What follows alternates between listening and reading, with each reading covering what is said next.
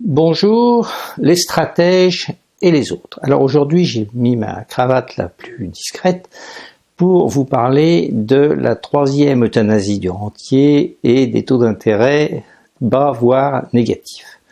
Depuis un an, les économistes du monde entier s'étonnent que les taux d'intérêt puissent être négatifs, ça il y a déjà quelques années au Japon, et surtout qu'ils puissent le rester. Alors on pensait que c'était forcément temporaire. Et c'est vrai que des taux d'intérêt négatifs, c'est-à-dire qu'on puisse payer pour prêter son argent, c'est un concept un peu bizarre.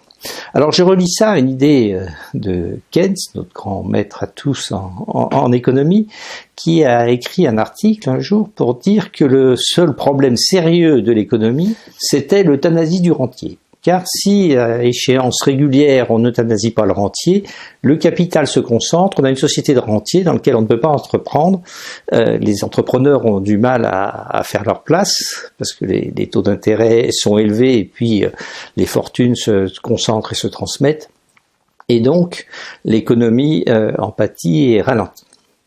Alors on observe qu'effectivement il y a eu dans l'histoire des mécanismes d'euthanasie du rentier. Les rois empruntaient et puis ensuite tuaient leurs créanciers, ce qui était une forme assez barbare d'euthanasie du rentier.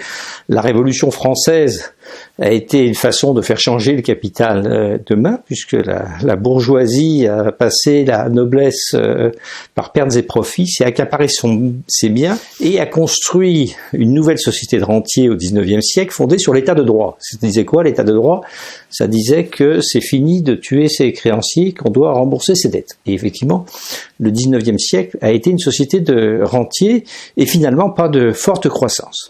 Ceci a volé en éclats en 1914 où on a inventé une nouvelle forme d'euthanasie du rentier qui est l'inflation. Et au XXe siècle, effectivement, il y a eu beaucoup de création d'entreprises, beaucoup de croissance et beaucoup d'inflation. Le franc d'après-guerre valait 1/5 du franc d'avant-guerre. Je parle de la première guerre mondiale. Donc tout allait très bien pour tout le monde, sauf évidemment pour les rentiers qui ont été ruinés au XXe siècle. À la fin des années 70, les rentiers se sont réveillés, les détenteurs de capitaux, en imposant que l'on interdise l'inflation. Alors pour ça, ça a été une tactique en 2 temps. On a rendu les banques centrales indépendantes des États et elles ont appliqué des taux d'intérêt prohibitifs pour casser l'inflation. Et ça a marché. À partir des années 80, on n'a plus d'inflation et on voit à nouveau le capital se concentrer et apparaître de ci de là des sociétés de rentiers et des mentalités de rentiers. D'où d'ailleurs un certain blocage de l'économie. Eh bien, voyez-vous, je pense que les taux d'intérêt négatifs est la troisième voie, après la violence et après l'état de droit et des taux d'intérêt élevés des banques centrales indépendantes, est la troisième voie pour avoir l'euthanasie du rentier. Parce qu'en effet, les états de droit sont toujours de droit, c'est-à-dire qu'il est mal vu de tuer ses créanciers. Les banques centrales sont toujours pas décidées ou n'ont plus la possibilité de créer de l'inflation. Donc, qu'est-ce qu'il faut faire ?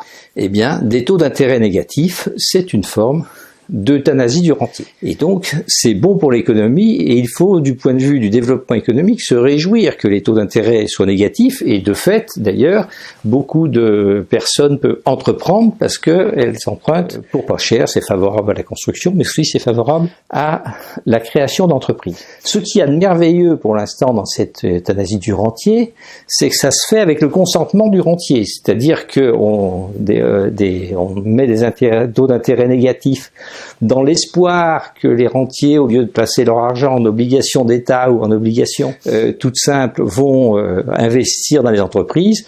Et pour l'instant, ça n'augmente pas l'investissement dans les entreprises. Comme si les rentiers disaient oui, je veux être euthanasié lentement, mais sûrement. Bon, c'est pas excellent d'ailleurs parce qu'il vaudrait peut-être mieux que l'argent, l'épargne aille davantage dans l'économie entrepreneuriale, mais enfin ça se passe comme ça et finalement on va pas s'en plaindre que les rentiers soient euthanasiés avec leur consentement.